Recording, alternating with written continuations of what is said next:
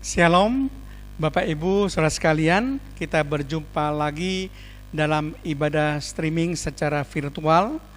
Mari kita mempersiapkan hati kita untuk kita masuk ibadah. Kita sebentar akan memuji dan memuliakan nama Tuhan, dan nanti juga akan dilanjutkan oleh pemberitaan firman Tuhan. Mari kita buka dengan doa. Tuhan Yesus Kristus, kami sungguh bersyukur pada saat ini Tuhan, kami boleh mengikuti ibadah streaming secara virtual pada saat ini. Kiranya Tuhan akan memimpin ibadah ini dari permulaan sampai pada akhirnya. Segala gangguan apapun yang disebabkan oleh iblis dan roh jahat, Tuhan hancurkan semua pekerjaan iblis. Tuhan lalukan semua gangguan-gangguan Tuhan, sehingga ibadah streaming secara virtual ini boleh berlangsung dengan baik dari permulaan sampai pada akhirnya, dan jemaat diberkati oleh Tuhan. Terpujilah namamu Tuhan. Di dalam nama Tuhan Yesus Kristus kami akan buka ibadah streaming secara virtual ini. Haleluya, amin. Shalom Bapak Ibu yang kekasih dalam nama Tuhan Yesus. Jumpa lagi dalam ibadah streaming kita pada saat ini. Mari kita persiapkan hati kita untuk masuk dalam hadirat Tuhan. Kita menyembah Tuhan. Kita katakan, Yesus kemuliaan-Mu, pulihkan hatiku.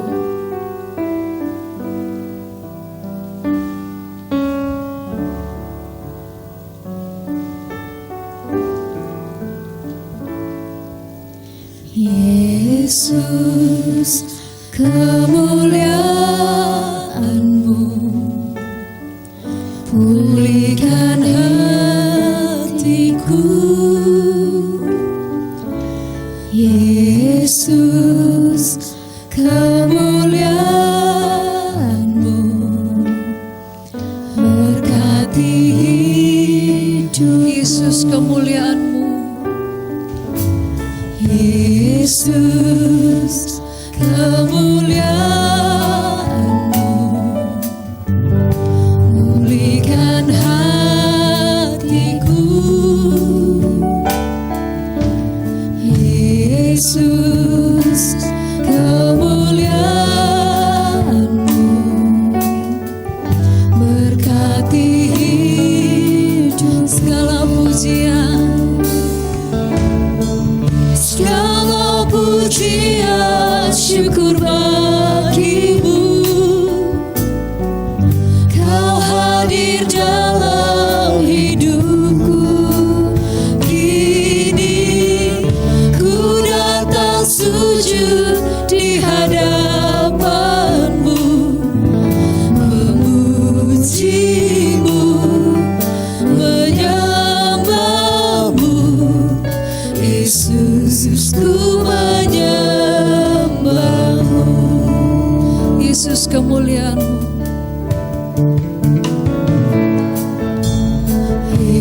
Yesus kemuliaan-Mu, pulihkan hatiku. Yesus kemuliaan-Mu, berkati hidup. Yesus kemuliaan-Mu, Yesus kemuliaan-Mu,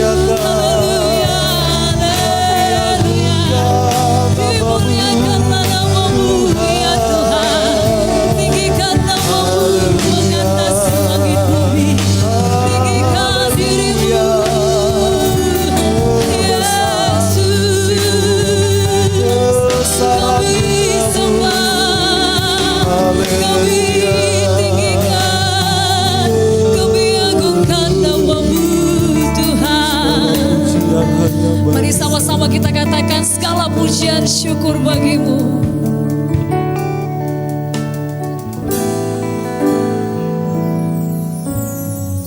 Segala pujian syukur bagimu. Kau hadir dalam hidupku. Kini ku datang sujud di hadapanmu, memujimu, menyembahmu. Yesus, ku menyembah. Sekali lagi katakan segala pujian. Segala pujian syukur bagimu. Kau hadir dalam hidupku. Kini ku datang sujud di hadapanmu, memujimu, menyembahmu. Yesus, ku menyembah. Yesus, ku menyembahmu. Yesus, ku menyembah. Yesus, ku menyembahmu. Yesus, ku menyembahmu.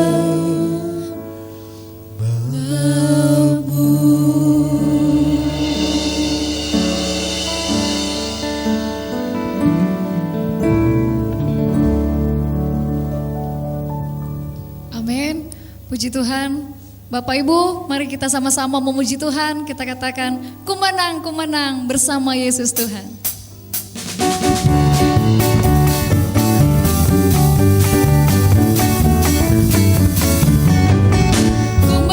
Ku menang bersama Yesus Tuhan. Ku menang di dalam peperangan. Ku menang atas segala setan. Haleluya, haleluya, haleluya. Haleluya, dia bangkit.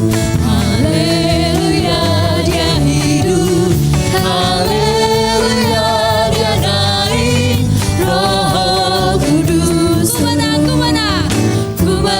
Ku menang bersama Yesus Tuhan. Ku menang di dalam peperangan. Ku menang atas segala setan. Haleluya, haleluya, haleluya. Haleluya, dia bangkit. Haleluya, dia hidup. Haleluya, dia naik. Roh Kudus. Sekali lagi katakan, ku menang. Amin, haleluya. Yesus Tuhan. Ku menang di dalam peperangan. Ku menang atas segala setan. Haleluya, haleluya, haleluya. Haleluya, dia bangkit. Haleluya, dia hidup. Haleluya, dia naik. Roh Kudus. Haleluya. Haleluya, dia bangkit. Haleluya, dia hidup. Haleluya, dia naik. Roh Kudus. Haleluya, dia bangkit. Haleluya, dia hidup. Haleluya, dia naik. Roh Kudus turun. Roh Kudus turun. Roh Kudus turun. Amin, haleluya. Saya percaya bahwa segala pujian kita, segala penyembahan kita akan menjadi persembahan yang harum di hadapan hadirat Tuhan dan akan diterima oleh Tuhan. Dan sebentar kita akan mendengarkan kebenaran firman-Mu. Mari kita siapkan hati kita, kita sungguh-sungguh akan menyimak, mendengarkan, merenungkan, bahkan nanti kita akan mengaplikasikan firman yang kita dengar. Mari kita berdoa. Tuhan, terima kasih kami sudah memuji, memuliakan, meninggikan, mengagungkan nama-Mu. Karena Engkau memang Tuhan yang layak menerima segala pujian. Engkau layak menerima segala kuasa, kekuatan, kekayaan, kemuliaan, menerima hikmat, hormat, dan puji-pujian. Terpujilah nama-Mu Tuhan Yesus, biar firman Tuhan yang sebentar akan disampaikan betul-betul menjadi terang bagi kaki kami dan sulu bagi jalan kami, menjadi pelita bagi kaki kami dalam menjalani kehidupan ini Tuhan. Terpujilah nama-Mu. Roh Kudus memberikan pada kami pengertian-pengertian yang baru. Di dalam nama Tuhan Yesus Kristus. Haleluya. Amin. Shalom Bapak Ibu Saudara sekalian. Saya ingin membawakan satu tema kebenaran firman Tuhan yang saya berikan judul Ajaran Kehidupan dari Amsal pasal 3. Ajaran kehidupan dari Amsal pasal 3. Nah, Bapak Ibu Saudara sekalian, kalau kita melihat dan mempelajari seluk-beluk kitab Amsal, maka penulis utama dari kitab Amsal diyakini adalah Salomo. Ada sebagian kecil yang ditulis oleh beberapa orang lain, tetapi sebagian besar penulis utama semua orang percaya dan meyakini adalah tulisan daripada Salomo. Ini tertulis di dalam Amsal pasal yang pertama, ayat pertama, dikatakan di situ Amsal Salomo bin Daud Raja Israel, dan diulangi lagi dalam Amsal 10 ayat yang pertama, dikatakan Amsal Salomo, ya. Kemudian Amsal 25 ayat yang pertama juga ini adalah Amsal Salomo yang dikumpulkan pegawai-pegawai Hizkia, Raja Yehuda. Jadi baik Amsal pasal yang pertama, ayat yang pertama, Amsal pasal yang 10, ayat yang pertama, Amsal pasal 25, ayat pertama, semua menyebutkan Amsal Salomo. Dalam kitab yang lain misalnya, dalam 1 Raja-Raja pasal 4, ayat 32 sampai 33 dikatakan di situ bahwa ia atau Salomo menggubah 3.000 amsal dan nyanyiannya ada 1.005. Ayat 33, ia bersajak tentang pohon-pohonan dari pohon aras yang di gunung Libanon sampai kepada hisop yang tumbuh pada dinding batu. Ia berbicara juga tentang hewan, tentang burung-burung, dan tentang binatang melata, dan tentang ikan-ikan. Nah, saudara sekalian, perhatikan baik-baik.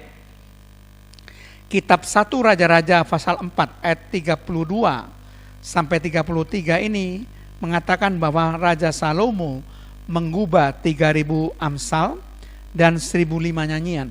Dan ia juga menggubah sajak dari berbagai macam hewan, saudara, burung-burung, binatang melata, dan ikan-ikan, bahkan pohon-pohonan. Jadi saudara perhatikan di sini jelas bahwa Salomo ini menggubah amsal. Kemudian Pengkhotbah 12 ayat 9 dikatakan, selain pengkhotbah berhikmat, ia mengajarkan juga kepada umat itu pengetahuan. Ia menimbang, menguji, dan menyusun banyak amsal. Jadi pengkhotbah yang kita yakini ditulis oleh Raja Salomo pada akhir hidupnya itu menyusun banyak amsal. Jadi tidak diragukan lagi bahwa penulis utama kitab Amsal itu adalah Salomo. Kitab Amsal ini berisi kata-kata hikmat atau nasihat perilaku yang mendidik dan berisi asas-asas kehidupan yang ditulis dalam bentuk puisi dan tamsil yang disusun secara teratur. Banyak menggunakan bahasa kiasan dan terdiri dari 31 pasal, Bapak Ibu. Jadi itulah sekedar pengenalan mengenai kitab Amsal yang dikarang atau ditulis oleh Salomo. Perjanjian Baru mengutip kitab Amsal tidak kurang dari 35 kali Bapak Ibu. Jadi betul-betul kitab Amsal merupakan kitab yang penting sebagai nasihat perilaku yang baik, kata-kata hikmat. Nah Bapak Ibu, ternyata kalau kita selidiki Amsal pasal 3, itu berisi hal-hal yang dicari oleh manusia yang ada di dunia ini. Saya ketika menggali kebenaran firman Allah ini, menemukan rahasia ini bahwa Amsal pasal 3 itu ternyata berisi semua hal-hal yang dicari oleh manusia yang ada di dunia ini. Misalnya saja, panjang umur dan lanjut usia. Itu dicari oleh semua manusia di dunia. Terdapat dalam Amsal pasal 3 ayat yang kedua bagian A, dan diulangi lagi dalam ayat 16a. Tetap pasal yang ketiga, saudara. Kemudian yang kedua yang dicari oleh semua manusia di dunia ini adalah kesejahteraan.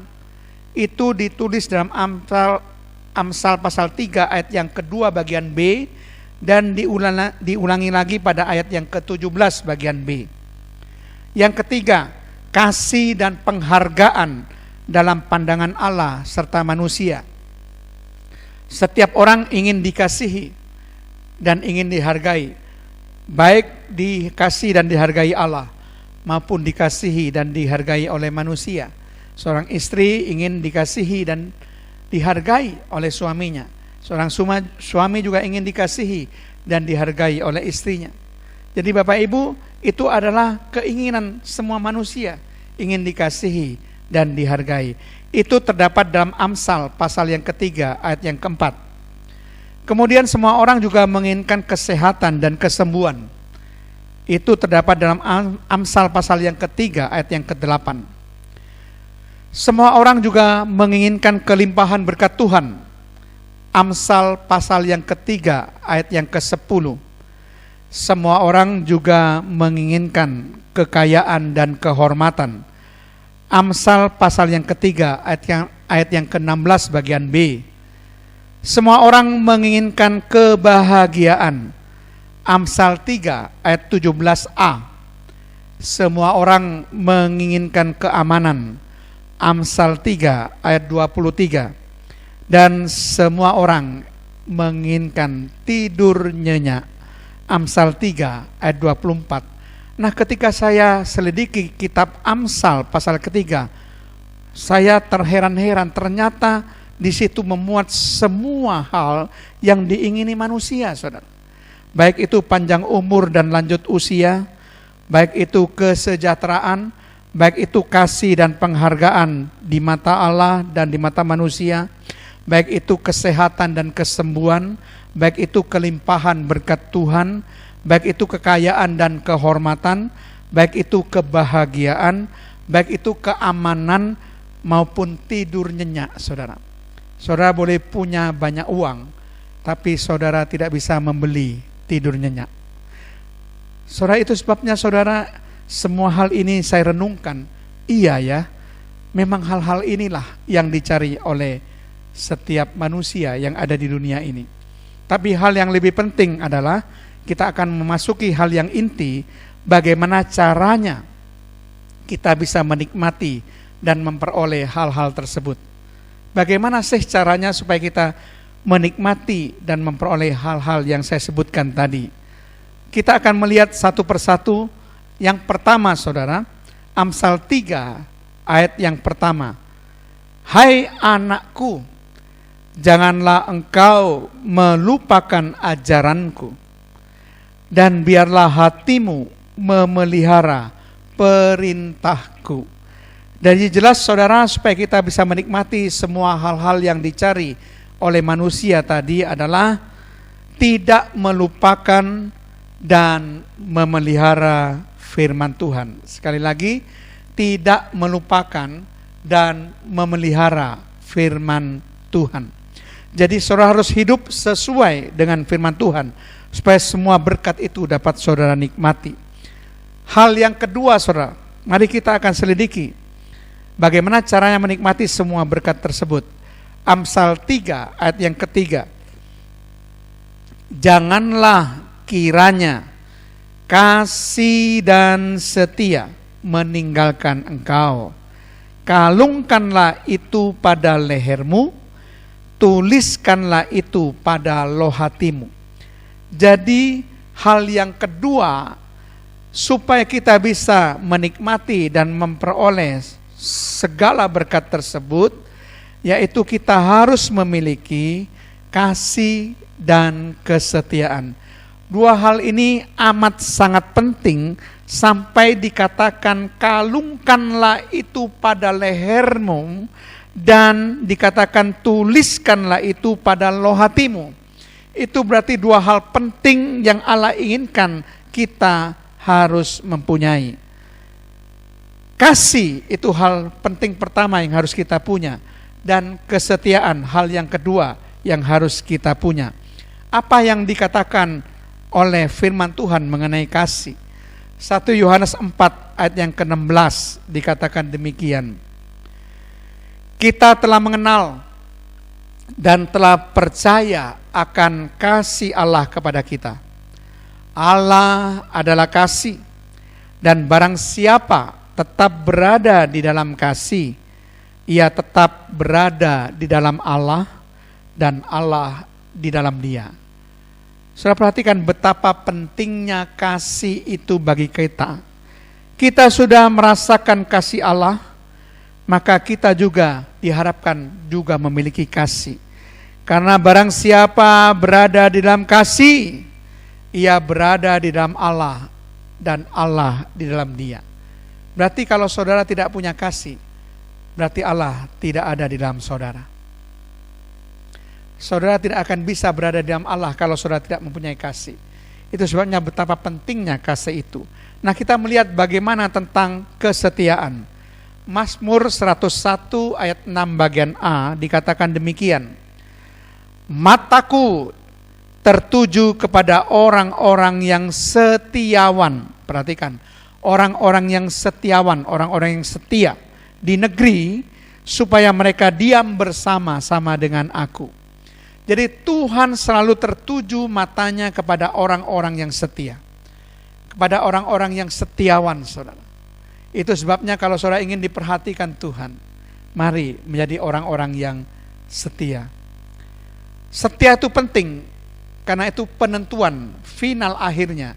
Karena firman Tuhan katakan, jangan hanya menjadi orang yang terpanggil atau dipanggil, tapi menjadi orang yang dipilih dan menjadi orang yang setia.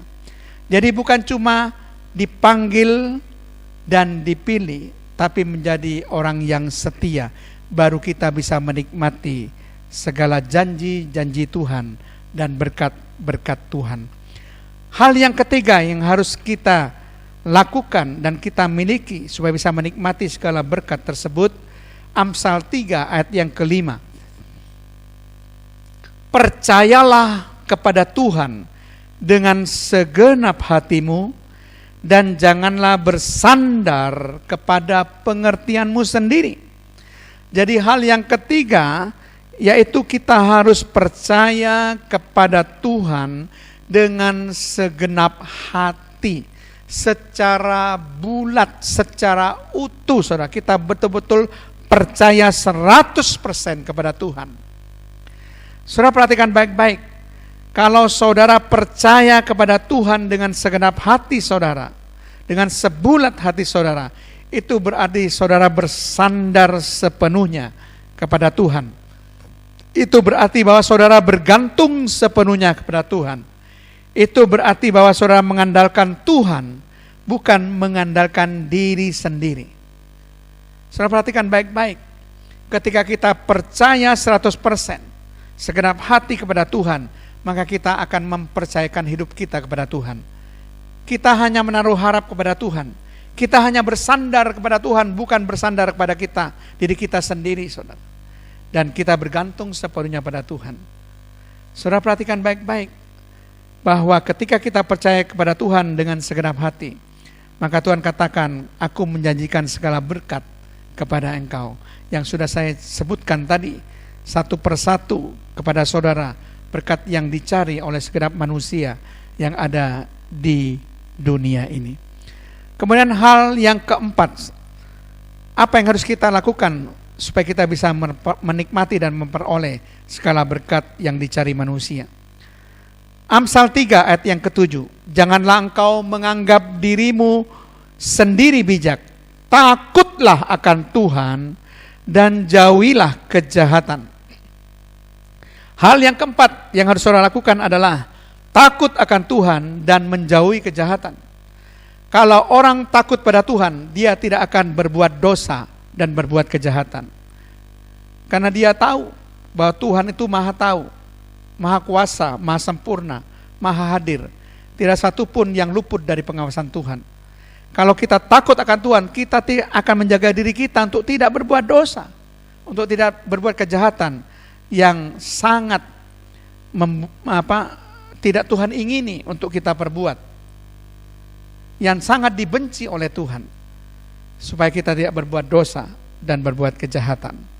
Kemudian yang kelima yang harus kita lakukan supaya menikmati segala berkat yang dicari oleh manusia. Amsal 3 ayat yang ke-9, muliakanlah Tuhan dengan hartamu dan dengan hasil pertama dari segala penghasilanmu. Jadi hal yang kelima yang harus kita lakukan adalah muliakan Tuhan dengan hartamu. Jadi harta yang kita miliki, kita tahu ini adalah berkat Tuhan. Harta itu kita gunakan juga, kita kembalikan untuk kemuliaan Tuhan. Itu maksudnya saudara. Jangan harta itu kita gunakan untuk kesenangan duniawi, untuk pesta pora, untuk berfoya-foya, untuk kedagingan kita. Jangan saudara. Kita harus gunakan harta kita ini untuk memuliakan Tuhan. Jangan sampai hati kita itu melekat pada harta. Berkali-kali Alkitab memberikan peringatan pada kita, seperti yang terdapat dalam Lukas pasal 12 ayat 34 dikatakan, karena di mana hartamu berada, di situ juga hatimu berada. Waspada, jangan hati kita melekat pada harta kita. Karena Alkitab mengakui biasanya di mana hartamu berada, di situ hati kita melekat pada harta itu. Dan Tuhan memberikan suatu nasihat agar hati kita tidak melekat pada harta. Lalu Mazmur 62 ayat 10b dikatakan, apabila harta makin bertambah, janganlah hatimu melekat padanya. Kalau harta kita makin bertambah-tambah, kita makin kaya, jangan sampai hati kita melekat pada kekayaan kita, pada harta kita.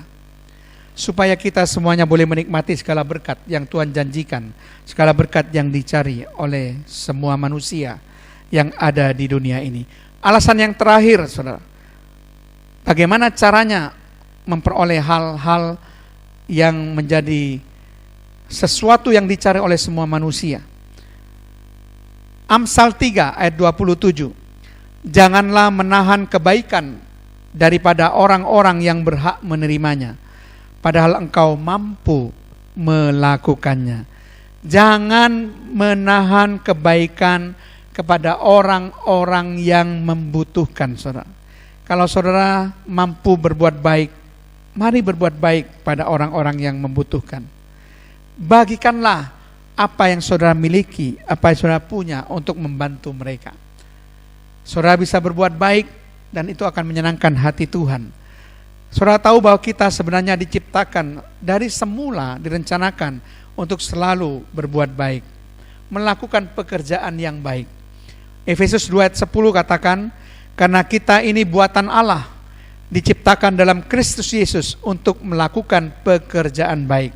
Perhatikan, kita ini diciptakan dalam Kristus Yesus untuk melakukan pekerjaan baik, untuk berbuat baik, yang dipersiapkan Allah sebelumnya. Allah sudah punya rencana itu, supaya kita hidup dalam perbuatan baik. Kemudian dikatakan di sini, Ia mau supaya kita hidup di dalamnya. Jadi bukan cuma melakukan pekerjaan baik, tapi kita hidup di dalamnya. Di dalam berbuat baik, artinya menjadi gaya hidup, saudara. Sebagai rasa syukur karena kita diselamatkan oleh Tuhan, maka kita harus berbuat baik kepada sesama kita. Jadi berbuat baik bukan untuk mendapatkan keselamatan, tapi sebagai ucapan syukur, saudara. Karena kita sudah diselamatkan oleh Tuhan. Jadi saudara sekalian, ingat bahwa Allah menjanjikan kepada saudara berkat-berkat yang dicari oleh semua manusia, yaitu panjang umur dan lanjut usia, kesejahteraan, kasih dan penghargaan di mata Allah dan manusia, kesehatan dan kesembuhan, kelimpahan berkat Tuhan, kekayaan dan kehormatan, kebahagiaan, keamanan, tidur nyenyak. Dan semua itu akan menjadi milik kita kalau kita melakukan hal-hal sebagai berikut. Yang pertama, tidak melupakan dan memelihara firman Tuhan, hidup sesuai firman Tuhan. 2, memiliki kasih dan kesetiaan. 3, percaya kepada Tuhan dengan segenap hati, artinya bersandar kepada Tuhan, bergantung sepenuhnya kepada Tuhan, mengandalkan Tuhan, bukan mengandalkan diri sendiri. Yang keempat, takut akan Tuhan dan menjauhi kejahatan. Kalau kita takut akan Tuhan, kita tidak akan berbuat dosa dan berbuat kejahatan. Yang kelima, muliakan Tuhan dengan hartamu. Artinya janganlah hati kita melekat pada harta kita. Gunakan harta kita untuk memuliakan Tuhan. Yang keenam, yang terakhir, jangan menahan kebaikan pada orang-orang yang membutuhkan. Kalau kita mampu berbuat baik kepada seseorang, berbuatlah baik kepada dia. Itu yang Tuhan maksudkan. Amin. Mari kita tutup dalam doa. Tuhan, terima kasih karena Tuhan sudah mengajar kami agar kami semuanya boleh melakukan segenap nasihat firman Tuhan, supaya kami boleh menikmati segala berkat Tuhan. Terpujilah namamu ya Tuhan. Mari kita akan nyanyikan lagu Kami Memuji Kebesaran. Memuji kebesaran,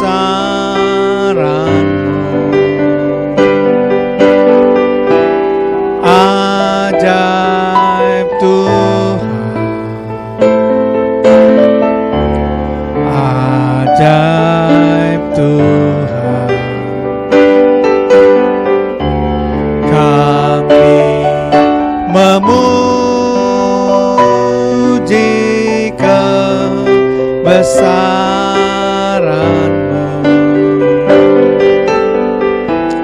ajaib Tuhan, ajaib Tuhan, ajaib Tuhan, ajaib Tuhan,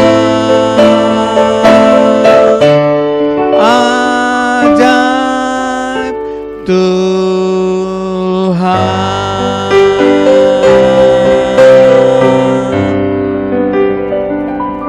Terima kasih Tuhan kalau kami boleh mendengar kebenaran firman-Mu, di mana kami sudah mendengarkan ajaran kehidupan dari kitab Amsal pasal yang ketiga.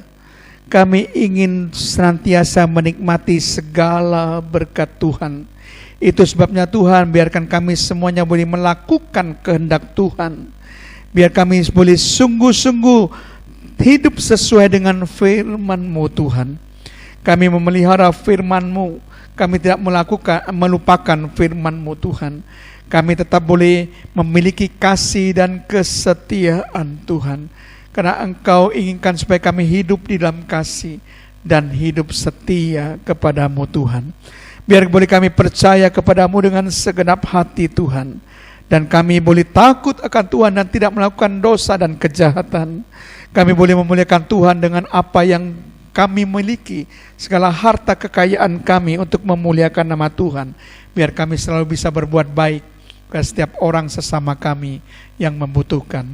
Terpujilah nama-Mu Tuhan, berkati setiap persembahan persepuluhan yang diberikan oleh seluruh jemaat untuk pekerjaan Tuhan di tempat ini Tuhan.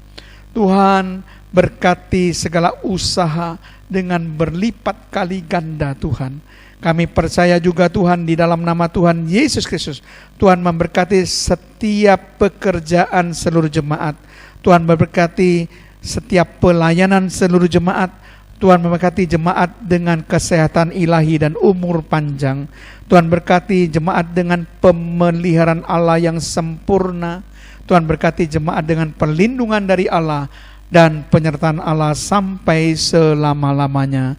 Kasih karunia daripada Allah Bapa, cinta kasih Allah Putra, serta persekutuan Allah Roh Kudus memberkati dan menyertai kami semuanya, mulai dari saat ini dan sampai selama-lamanya. Dalam nama Tuhan Yesus Kristus, haleluya, amin.